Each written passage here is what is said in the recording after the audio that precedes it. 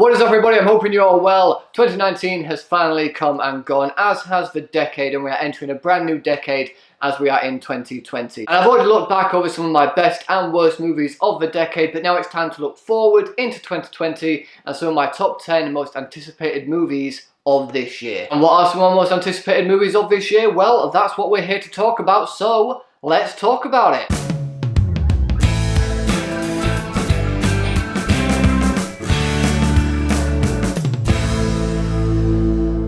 First up, just a couple of honourable mentions before I get into my top 10 most anticipated movies of this decade, because there are quite a few movies that I am quite looking forward to this movie, so I'm just going to list them off now here. I have them on my phone. There is The Many Saints of Newark, or Newark, however you pronounce that. It's essentially a prequel to the HBO drama series The Sopranos, which is a series I rather enjoy. And even stars James Gandolfini's own son as a younger version of Tony Soprano. Last Night in Soho is the latest movie by Edgar Wright. Very much looking forward to this because, well, it's an Edgar Wright movie. I don't know who wouldn't be looking forward to that. Top Gun Maverick. Now, I've seen some of behind the scenes and how they shot all of this inside the actual jets and how they actually prepared for all of that.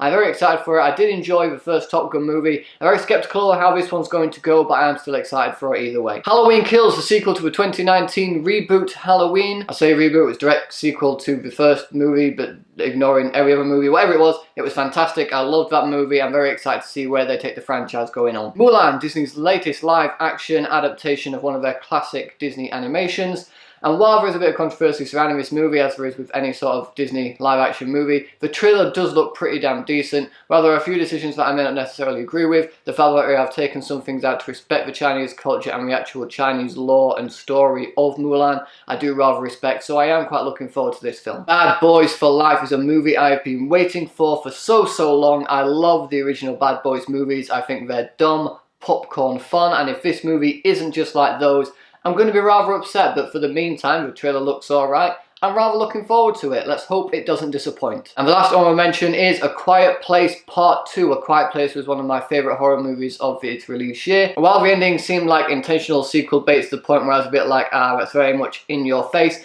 I am intrigued to see where they take this franchise now, knowing what we know about these creatures. And I want to know if it still has that sort of intensity. Obviously, if the creatures still hunt by sound, that is quite a terrifying thing because we make sound on a daily basis. So I'm intrigued to see where it goes. It could be bad, it could be good, it could be great for all I know, but I do know that I am anticipating it. And now onto the top 10 list, and the first one, kicking it off at number 10, is The Personal History of David Copperfield, which is directed by Armando Iannucci. Armando is the creator of The Thick of It, In the Loop, and The Death of Stalin, both shows and movies that I really enjoy. I find them very funny. All of his movies seem to be satire based around politics. All of them have been very funny, as I've already said. I do find his movies genuinely enjoyable, so I'm very intrigued to see where he goes with this film. I don't really know much else about it other than the name, and it's directed by himself, and that I believe it's already out in the US or some other places. I believe it's come out in 2019 in some areas, but we're not getting it until the 24th of January, I believe. In at number 9 is Godzilla vs. Kong, and I mean, who is not excited for that brawl? I mean, they've been setting that up since they announced this monster universe that we've got going on, and admittedly, while some of the movies need to really work on their more human elements, I'm more there to see monsters beating the crap out of each other. I've got that with the other movies, and while a few issues here and there, I'm hoping that this is just going to be a clash between two big monsters that I'm going to find non-stop enjoyment with. I mean, it's a big monkey fighting a big dinosaur lizard thing. What's not to love? In at number 8 is the Jordan Peele produced Candyman, which I believe is a sequel to the original Candyman, and also has Tony Todd returning as the Candyman himself. I don't know anything else about this movie other than the details I've already given you guys, but I am very excited to see how this movie goes. I do really enjoy the first Candyman film, and maybe it'll be like another Halloween. Another classic horror movie gets revitalized with a modern take. I don't really know for sure, but it seems to have a good team behind it, so I have faith that it could be a genuinely good sequel. In at number 7 is the Marvel movie Marvel fans have been asking for since Iron Man 2, that is Black Widow. Scarlett Johansson returns to reprise her role as Black Widow. I believe it's set between the events of Civil War, I'm not 100% too sure. David Harbour though looks awesome in his suit, by the way. The rest of the cast all seem really good. The action scenes from the trailer look decent. I'm rather looking forward to it, and I mean, it's a Marvel movie. If you are a Marvel fan and you're not all excited by this movie, Are you really a Marvel fan? Either way, a long overdue solo film for Black Widow. Very excited to see what they do with this film and how it ties into the rest of the MCU and if it sets things up for future movies. Or if it'll just be a pure standalone film to respect the character of Black Widow that Scarlett Johansson portrayed so well over the course of the MCU. At number 6 is Ghostbusters Afterlife. I cannot wait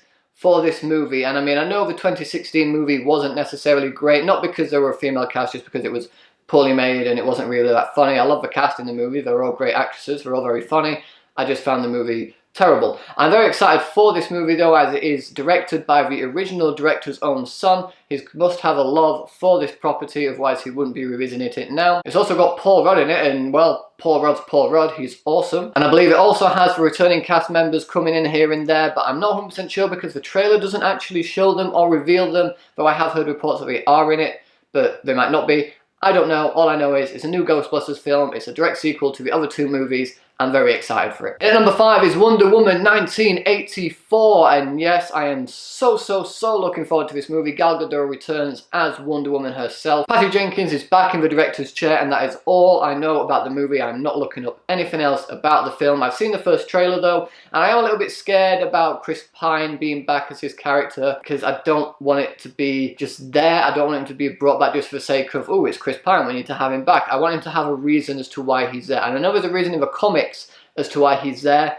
but I don't know if that's a reason they're going to use in this movie. Although I do like the new idea that, well, she was the fish out of water in the first movie, he's now the fish out of water in this movie. And as for all those that I feel they can play off really well, very excited for the movie. Just please don't ruin Chris Pine's character with him just being there for the sake of being there. Give him a reason to be there, please. That's all I ask. And of course for the movie to be good as well, but you know. At number 4, Daniel Craig's final outing as James Bond, despite the fact he's said that many times before, but this is apparently his last one now, officially his last one. That is No Time to Die. And I'm a huge fan of the James Bond franchise. I've grown up with the franchise thanks to my granddad and my dad watching it all with me from beginning to end. I've seen every single one of the films.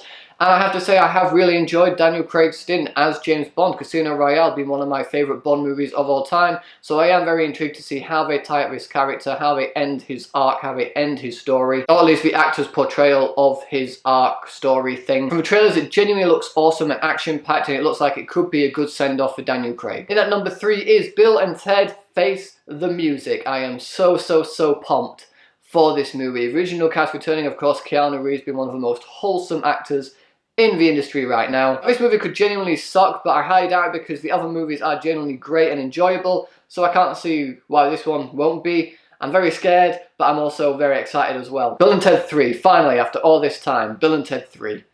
So excited. In at number 2 is Christopher Nolan's latest movie, Tenet. And the trailer doesn't really give too much away, but it seems to be another one of those mind-bending type movies, much like Inception was, and some are even speculating that it might take place in the same universe as Inception. That'd be quite cool to see. Either way, it's a Christopher Nolan movie. Slap his name on it, of course I want to go and see it. But despite Christopher Nolan's name being slapped onto a movie, there's another name on a movie that I really can't wait to see, and that is my number 1 pick, Dune. Dune is to be directed by Denis Villeneuve, and I've seen some of the other films and they haven't been the greatest adaptations. I've heard a lot of really good things about the book, though I've not read it myself. Why am I anticipating this movie? Well, because the movies themselves, while not being great, they've had a hell of a lot of potential. I've had a lot of good ideas that have been there, but just haven't been used correctly. The execution has never been perfect, but Denis Villeneuve is behind the camera this time. I have full faith in this director. He hasn't actually made a bad movie in my opinion yet. I love every single one of his movies. I may not have seen some of his original movies back down the line and stuff like that, but from Prisoners to Enemy and his most recent movies, that's where I've seen him from, and I am so excited for this film. Even more so to see his take on this iconic book that I really should read before probably going into the movie. Maybe I will. And there you have it, those are my most anticipated movies of this year, and while 1917 could have also been on this list, I have just been to see that film, so I'm going to be recording my review for that movie directly after this video. So look forward to that video coming to you guys in the next few days or so. But have I missed any other movies off? Are there any movies that you think should be on this list? Are there any movies that you think I didn't mention that are on your list? Whatever your thoughts are, let me know in the comment section below. Thanks as always for watching, guys. If you like this video, please give it a thumbs up, share it with your friends, and if you want to see more videos just like this one, then subscribe to my channel for more. Thanks again for watching. You guys are awesome, and I will see you all in the next video.